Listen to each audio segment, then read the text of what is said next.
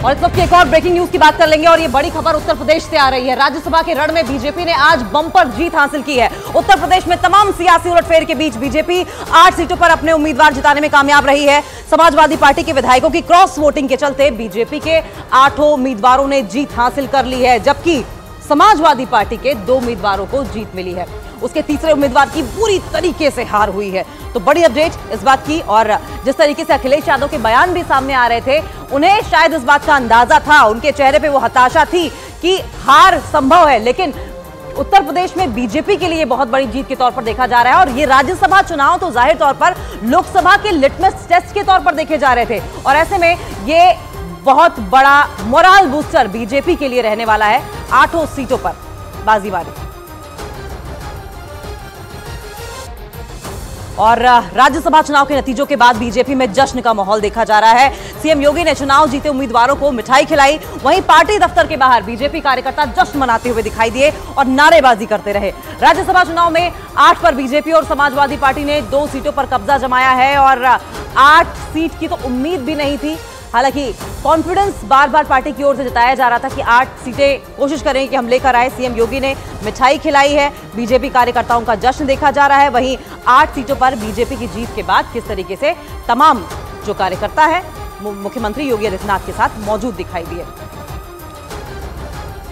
और उत्तर प्रदेश में राज्यसभा की 10 सीटों पर हुए चुनाव पर सबकी निगाहें टिकी हुई थी। खासकर अगर बात करें तो 10वीं सीट को लेकर संशय बना हुआ था कि आखिर कौन सी पार्टी है जो बाजी मारेगी इस सीट पर। आइए हम आपको ये भी बताते हैं कि किस पार्टी से कौन कौन जीता है, किसने बाजी मारी है। इंफॉर्मेशन वॉल पर नजर डालिए। सुधांशु त्रिवेदी जीत गए हैं, वहीं आरपीएन सिंह जीते हैं, अमरपाल मौर्य की जीत हुई है, तेजवीर सिंह जीत गए हैं, नवीन जैन जीते हैं, साधना सिंह जीती हैं, संगीता बलवंत जीत गई हैं, संजय सेठ भी जीते हैं, और ये जो तमाम विधायक हैं ये बीजेपी खाते से हैं। वहीं जया बच्चन को भी जीत मिली है समाजवादी पार्टी, आलोक रंजन को हार मिली है, रामजी लाल सुमन को भी जीत मिली है। और वहीं राज्यसभा चुनाव में अपने सभी उम्मीदवारों की जीत पर सीएम योगी ने ट्वीट करके बधाई दी है। सोशल मीडिया एक्स पर उन्होंने लिखा है कि उत्तर प्रदेश से राज्यसभा के द्विवार्षिक चुनाव में विजयी होने वाले बीजेपी के सभी सम्मानित प्रत्याशियों को हार्दिक बधाई। पूर्ण विश्वास है कि आदरणीय प्रधानमंत्री श्री नरेंद्र मोदी जी के नेतृत्व में आप सभी अंत्योदय के प्रण और विकसित भारत के संकल्प की सिद्धि में सहायक होंगे। आप सभी के उज्जवल कार्यकाल के लिए मंगल कामनाएं। और उधर 8 सीटों पर जीत के बाद बीजेपी में जश्न का माहौल है। डिप्टी सीएम केशव प्रसाद मौर्य ने कहा कि कांग्रेस और समाजवादी पार्टी अपने विधायकों को संभाल नहीं पाई। वहीं ब्रजेश पाठक ने कहा कि विपक्ष हताश है। अपनी पार्टी को एकजुट रखने में विफल रही है, तो ये सपा की कमियां है, भाजपा की कमियां नहीं है। कांग्रेस अगर अपने सरकार वाले राज्य में हार गई और भाजपा के वहां राज्यसभा सांसद जीत गए, तो यह निश्चित तौर से सपा और कांग्रेस दोनों अपने दलों को संभाल नहीं पा रहे हैं, अपने विधायकों को संभाल नहीं पा रहे हैं, और इसके कारण इनकी पराजय हुई है। और भारतीय जनता पार्टी की ये ऐतिहासिक जीत है। विपक्ष हताश है, और इस प्रकार का जिस प्रकार का आरोप प्रत्यारोप लगा रहे हैं ये लोकतंत्र में जायज नहीं है। चुनाव में जिसकी जहां इच्छा होती वहां वोट देते हैं, और माननीय मोदी जी का जो विकसित भारत का संकल्प है, उस संकल्प के साथ सभी माननीय विधायकगणों ने तय किया कि बीजेपी के 8 राज्यसभा सांसद बनने चाहिए। उस दिशा में सभी लोगों ने अपना आशीर्वाद प्रदान किया है। और इस बम्पर जीत के बाद बीजेपी का मनोबल बढ़ा हुआ दिखाई दे रहा है। राज्यसभा चुनाव जीतने के बाद बीजेपी प्रत्याशी आरपीएन सिंह ने समाजवादी पार्टी पर हमला बोला, और लोकसभा चुनाव में उत्तर प्रदेश की सभी 80 सीटों पर जीत का दावा किया है, क्लीन स्वीप का दावा किया है। संकेत है कि लोकसभा के चुनाव में उत्तर प्रदेश 80 में से 80 सीट मोदी जी को तीसरे बार प्रधानमंत्री बनाने के लिए तैयार है। समाजवादी पार्टी के राज में उत्तर प्रदेश की जनता ने देखा है किस तरह डराया जाता था, धमकाया जाता था, जिस तरह की लूटपाट होती थी, भ्रष्टाचार होता था, जिस तरह की गुंडाई होती थी। अब इस राज्य में मोदी जी के हिंदुस्तान नए विकसित देश में और उत्तर प्रदेश के हमारे मुख्यमंत्री जी ने हर व्यक्ति सुरक्षित महसूस कर रहा है और पूरा देश विकसित होने के लिए तैयार है। ये हमें संकेत दे रहा है कि आने वाले लोकसभा चुनाव में हम 80 की 80 सीटें जीतेंगे। चुनाव के लिए कितनी बड़ी जीत मान रही है? बिल्कुल, ये जीत एक बम्पर जीत है, और आने वाले समय में 80 की 80 सीटें हम जीतेंगे, ये इसका संकेत है। और राज्यसभा चुनाव में समाजवादी पार्टी के 7 विधायकों ने बीजेपी के पक्ष में वोटिंग की, जिसके बाद समाजवादी पार्टी बीजेपी पर हमलावर दिखाई दे रही है। समाजवादी पार्टी बीजेपी पर पैसे और ताकत का दुरुपयोग करने का आरोप लगा रही है। बेतहाशा धन इस चुनाव में बहाया और मैं समझता हूँ साम दाम दंड भेद जो कुछ संभव हो सकता था उसका इस्तेमाल किया।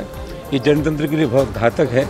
जिन लोगों को खरीदा गया हमारी पार्टी के साथ गद्दारी की, ऐसे लोगों के खिलाफ हम प्रभावी कार्रवाई कराएंगे। जिन पर मुकदमे हैं या जिनको लोकसभा टिकट दिया जा रहा है, तो जो धन बल और लालच में जो लोगों को लिया गया है वो लिया गया, उसमें क्या है, सबके सामने वो स्पष्ट है।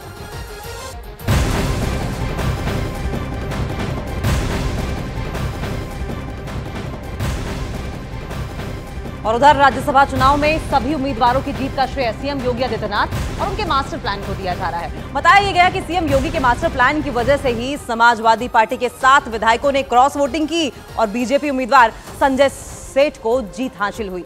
समाजवादी पार्टी के बागी विधायक काफी समय से बीजेपी के संपर्क में बने हुए थे। तो वित्त मंत्री सुरेश खन्ना को पूरी जिम्मेदारी दी गई थी, लेकिन इसके पीछे ब्रेन किसका था?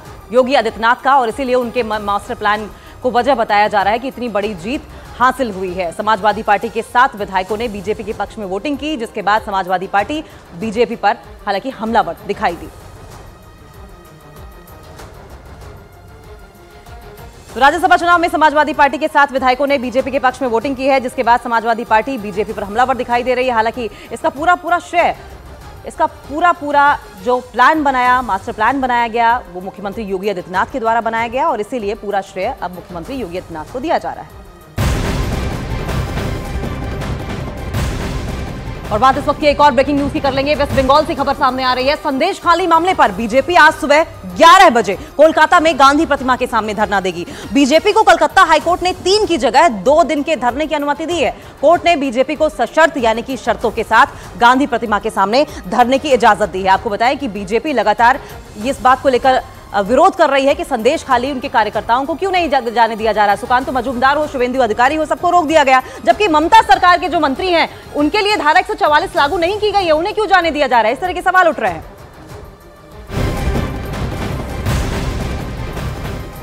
और इस बीच बीजेपी नेता शुभेंदु अधिकारी की संदेश खाली दोबारा जाने की अर्जी पर आज कोर्ट में सुनवाई होगी। शुभेंदु अधिकारी बंगाल के संदेश खाली एक बार फिर से जाना चाहते हैं और इसके लिए उन्होंने कोर्ट में अर्जी दी है। कोर्ट की परमिशन के बाद ही शुभेंदु अधिकारी फिर से संदेश खाली जा सकेंगे। इससे पहले शुभेंदु अधिकारी संदेश खाली जाना चाहते थे, हालांकि उन्हें बीच में रोक दिया गया। कुछ टर्म्स एंड कंडीशंस कोर्ट की ओर से लागू की गई थी और यह भी कहा गया था किसी भी तरीके का भड़काऊ भाषण नहीं देंगे।